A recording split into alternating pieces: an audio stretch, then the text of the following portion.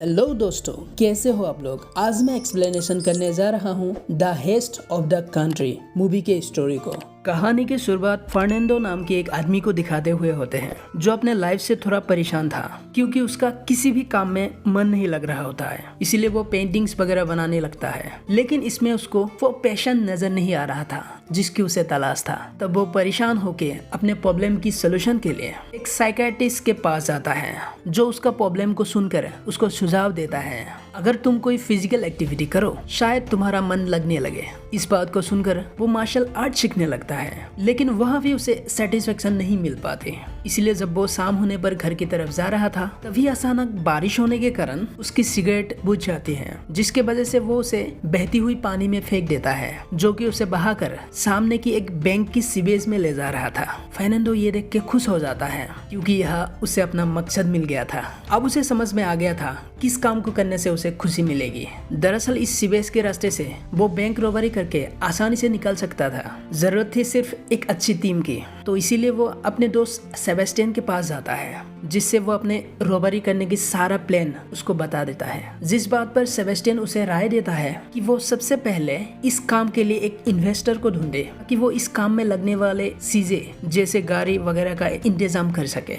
जो बात फर्नांडो को भी अच्छा लगता है, इसलिए वो एक ऐसे आदमी से मिलने के लिए जाता है जो इस काम में इन्वेस्टर के रोल निभा सके। लेकिन वो आदमी फर्नांडो को साफ मना कर देता है क्योंकि उस आदमी के पास इतना पैसा नहीं था कि वो इस काम के लिए फाइनेंस कर पाए। इसलिए वो आदमी फर्नांडो को एक दूसरे आदमी का पता देता है जो उसके हिसाब से उसका मदद कर सकता है। इसके बाद हमें मारियो नाम की एक आदमी को दिखाया जाता है जो कि अक्सर अपने बेटी की सैलून में इसलिए जाया करता था ताकि वो लड़कियों को तार सके, जिसको देखकर उसकी बेटी लूसी उस पर काफी नाराज होती है क्योंकि वो ये सब करने के साथ साथ सॉरी भी करता है। लेकिन मारियो उसकी बातों पर ज्यादा ध्यान ना देकर उसको पैसे देकर चला जाता है। जिसके बाद हम रात को उसको विंडो के जरिए एक आदमी के घर में घुसते हुए देखते हैं, जहाँ पहुंचकर वो आसानी से एक सेफ को खोलकर उसमें रखे सारे पैसे चुरा लेता है। इसके बाद वो चुपचाप बाहर आता है, लेकिन तभी एक कार उसका पीछा कर रहा था, जो बात मारियो को भी पता चल गया था। उसे लगता है कि शायद कोई पुलिस का आदमी उसका पीछा कर रहा होगा, लेकिन कार में असल में फर्नांडो होता है जो उसका पीछा कर रहा था। तभी वो फर्नांडो पे हमला कर देता है, लेकिन जब फर्नांडो के पास कोई गन नहीं देखता है तो उसको वहाँ पर ही छोड़कर वो अपने घर चला जाता है,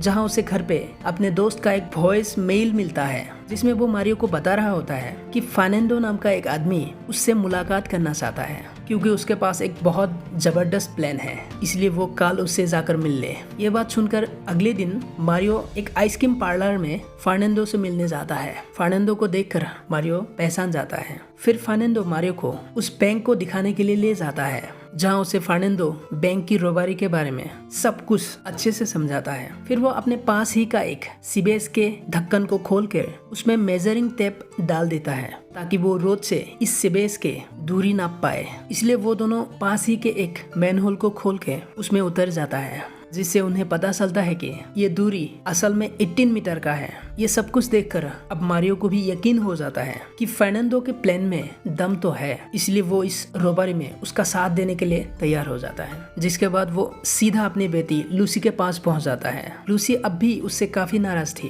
क्योंकि वो काफी देर से घर पहुंचा था और ये भी उसे शक था कि उसके पिता ने फिर से कहीं उल्टा काम शुरू तो नहीं कर दिया है। जिसके बाद मारियो काफी बहाना बनाता है। फिलहाल इसके बाद दूसरे दिन फर्नांडो मारियो के बारे में बताने वाले यानी देबूजा के पास जाता है। फर्नांडो उन लोगों को प्लान के बारे में और बहुत कुछ बताता है। तब मारियो देबूजा से बोलता है कि उसे ये प्लान तो बहुत पसंद आया, लेकिन उसे फर्नांडो के काबिलियत पर शक है। जिस पर देबूजा बोलता है कि इसमें वो चिंता ना करे क्योंकि रॉबरी के दौरान अगर कोई गड़बड़ी हुई तब वो लोग उससे ही फंसाकर वहाँ से भाग लेंगे। इसलिए मारियो शांति के साथ फर्नांडो की सारी बातें सुनने लगता है, जिससे हम जान पाते हैं कि फर्नांडो को बैंक पर लगे सेंसर्स को लेके चिंता थी, जिसका इलाज मारियो के पास होता है। जिसके लिए अगले ही दिन मारियो अपने दोस्त सेबेस्टियन के साथ बैंक में जाता है, जिसके बाद एक कैमरे के जरिए बैंक के सारी चीजों का फोटो लेने लगता है। इसके बाद सीसीटीवी कैमरा के जरिए जब ये बात सिक्योरिटी गार्ड को पता चलता है, बैंक के सिक्योरिटी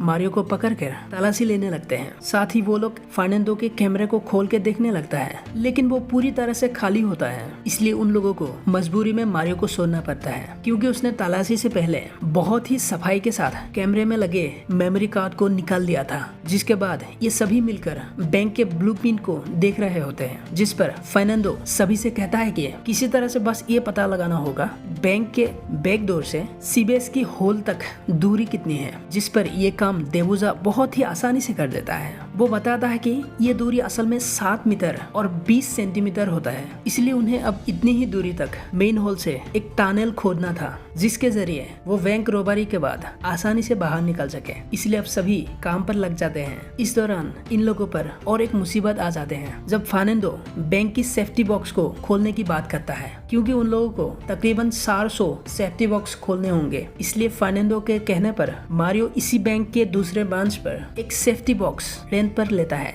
जिससे उसको इस बात का आइडिया हो जाता है कि वो सेफ्टी बॉक्स कैसे खोलेगा, साथ ही ये दिखता कैसा है। इसके बाद वो लोग सुरंग में वापस आ जाते हैं, जहाँ पर सेबेस्टियन ने आधी खोद दी थी। सेबेस्टियन को बाकी काम करने के लिए कुछ इक्विपमेंट की जरूरत थी, जिसके बाद फर्नांडो मारियो को और इन्वेस्ट करने के लिए बोलता है, लेकिन वो इस पर साफ इनकार कर देता है। ऑलरेडी वो काफी पैसा दे चुका था। फिलहाल फर्नांडो बैंक से चोरी करने के बाद भागने के लिए एक अजीब सी वैन लेके आता है, जो कि देखने से ही अजीब लग रही थी। इसलिए उनके ऊपर पुलिस को शक हो जाता है, जिसके वजह से पुलिस इन लोगों को पेपर्स वगैरह चेक करने लगते हैं। यहाँ पर इस टीम का नया मेंबर एल्बर्ट काम में आता है। वो अपनी वाइफ की मदद से पुलिस का शक दूर कर देता है, लेकिन उसने इन सब में अपने वाइफ को भी शामिल कर लिया था। इसलिए मारियो को कुछ ठीक नहीं लग रहा होता। हालांकि एल्बर्ट उसे भरोसा दिलाता है कि वो बिल्कुल भी चिंता ना करे, उसकी वाइफ की वजह से उन लोगों को कोई भी परेशानी नहीं होगी। लेकिन इन लोगों की मुश्किलें अभी और बढ़ने वाली थी, क्योंकि एक दिन वो लोग जब ड्रिलिंग कर रहे थे, जिसके वजह से लैंडस्लाइड होने के कारण उन लोगों के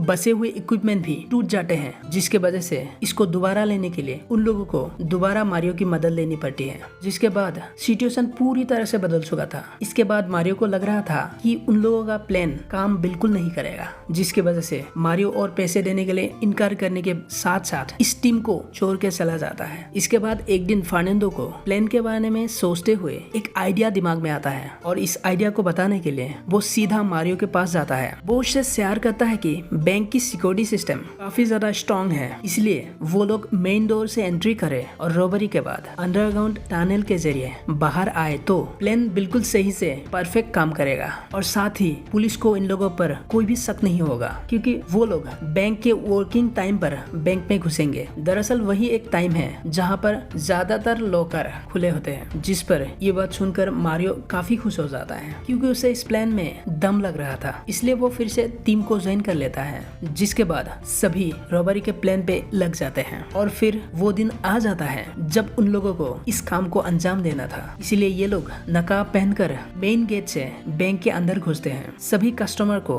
बंदूक के नोक पर कंट्रोल करने के साथ साथ उन लोगों को होस्टेज बना लेता है। इसके बाद वो लोग कैशियर से पैसे अपने बैंक में डलवाने लगते हैं, जिसको देखकर बैंक की सिक्योरिटी ऑफिसर तुरंत पुलिस को इन्फॉर्म कर देता है। अगले ही पल पुलिस वहां पर आ भी जाता है, जिसके आते ही फर्नांडो एक होस्टेज को बाहर लाकर पुलिस को ऐसा दिखाता है कि वो लोग मेन गेट से ही बाहर निकलने वाले हैं। ये लोग बैंक के सिक्योरिटी ऑफिसर को भी पुलिस के सामने बाहर निकाल देते हैं, जो देख पुलिस को ये समझ में नहीं आ रहा होता कि आखिर असल में ये लोग करना क्या चाहते हैं। इधर बैंक के अंदर रॉबरी का फेज 2 चालू हो चुका था, जिसमें ये सेबेस्टियन की मदद से एक मशीन के जरिए सभी लॉकर्स को जल्दी जल्दी खोलकर पैसे निकालने लग जाते हैं। वहीं बाहर रुके पुलिस किसी भी जल्दबाजी करके गड़बड़ी करना नहीं चाहते थे, इसलिए कैप्टन फोन के जरिए रॉबर्ट्स तक कांटेक्ट करने की कोशिश करता है, जिस फोन को मारियो उठाता है और यहाँ वो पुलिस को उलझाने के लिए उनके साथ गप्पे लड़ाने लगता है। दूसरी तरफ ये लोग बैंक के सभी सिक्योरिटी कैमरास को तोड़ देते हैं। इस दौरान पुलिस कैप्टन मारियो से कहता है कि वो लोग अभी अगर सरेंडर कर दे तो उसकी सजा माफ हो सकती है, क्योंकि वो लोग कुछ भी करके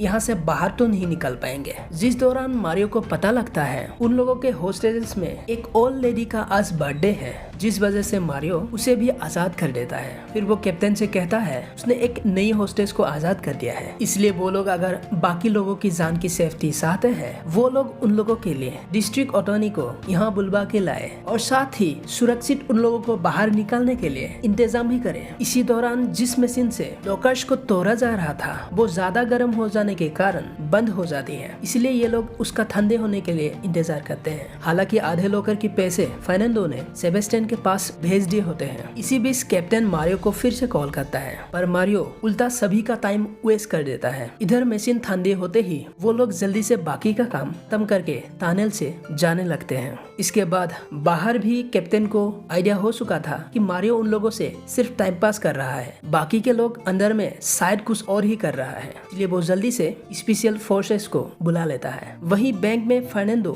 अपनी निशानी के तौर पर अपनी गन्स को वहीं पर छोड़कर चला जाता है। उनके जाते ही सभी होस्टेजेस अपने फोन से पुलिस को अंदर की सारी सिचुएशन के बारे में बताते हैं, जो सुनकर स्पेशल फोर्सेस की मदद से पुलिस बैंक के अंदर घुस आते हैं, जहां ये लोग एक टनल को देखते हैं जिसके मुहाने पर एक ग्रेनेड लटका हुआ था, इसलिए कैप्टन और बाकी पुलिस वाले उससे दूर ही रहते हैं। लेकिन तभी कैप्टन को उनकी जूनियर ऑफिसर का कॉल आता है, जो कि उसको बताता है कि असल में जो गन उन्हें मिली है वो सब नकली है। इसका मतलब ये था ये ग्रेनेड भी नकली ही है, इसलिए कैप्टन तुरंत उसे हटाता है और सभी टनल के अंदर जाते हैं। लेकिन अब तक सभी रोवर्स बोट के जरिए मेन हॉल तक पहुंच चुके थे, जिसके ऊपर एक वैन और उसका ड्राइवर उन लोगों का इंतजार कर रहा होता है, जिस तक जल्दी से ये सभी लोग पैसों समेत पहुंच जाते हैं और उस पे सवार होके वो लोग वहां से निकल जाते हैं। जिसके बाद पुलिस को टनल में उन लोगों के कोई नामो निशान भी नहीं मिलते, मतलब कि फेक गन्स और फेक ग्रेनेड की मदद से बिना किसी को नुकसान पहुंचाए इन्होंने इतनी बड़ी रोबरी को अंजाम दे दिया था। फिलहाल सभी इतना सारा पैसा पाकर काफी खुश थे और पुलिस को कुछ भी पता ना लगे, इसलिए ये वैन को भी जला देते हैं ताकि कोई भी सबूत पीछे ना रह जाए। फिर ये लोग अपनी जिंदगी मजे से काटने लगते हैं, पर इनसे सिर्फ एक जगह गलती हो गई थी। एल्बर्ट ने इस प्लान के बारे में अपने वाइफ से भी बता दिया था कि वो जब एल्बर्ट को एक दूसरी लड़की के साथ देखती है तब वो गुस्से में जाकर पुलिस को बता देती है कि जो बैंक रोबरी हुई थी उसमें उसका पति भी शामिल था, और जिसकी मदद से पुलिस एल्बर्ट समेत सारे पैसों को भी रिकवर कर लेता है। लेकिन जब इस बारे में फर्नांडो को पता चलता है तब वो शहर से दूर भाग जाता है, पर बाकी सभी लोग पकड़े जाते हैं, जिनमें मारियो भी होता है, जिस कारण उसकी बेटी लूसी उसे जेल में मिलने के लिए आती है। वो अपने फादर से कहती है वो एक अच्छा वकील करके उसे जेल से निकलवा लेगी, लेकिन मारियो उसे ऐसा करने के लिए मना करता है और कहता है कि वो बस सिर्फ अपने फ्यूचर पे फोकस करे। जिसके काफी दिनों बाद स्पेशल फोर्सेस आखिरकार फर्नांडो को भी पकड़ लेती है। फिर हम उसे सजा काटते हुए बाहर आते हुए देखते हैं, क्योंकि इन लोगों ने असली नहीं नकली हथियारों से बैंक रोबरी किया था और साथ ही किसी को चोट भी नहीं पहुंचाए थे, इसलिए इन लोगों को कम सजा होती है। हालांकि फर्नांडो से पहले मारियो आजाद हो चुका था, जो कि जेल से बाहर आते हुए फर्नांडो का वेट कर रहा था। और इसी के साथ इस मूवी के एंडिंग में हमें बताया जाता है कि ये रॉबरी की कहानी असल में सच्ची घटना पर आधारित है, और इसी के साथ ये मूवी यही खत्म हो जाते हैं।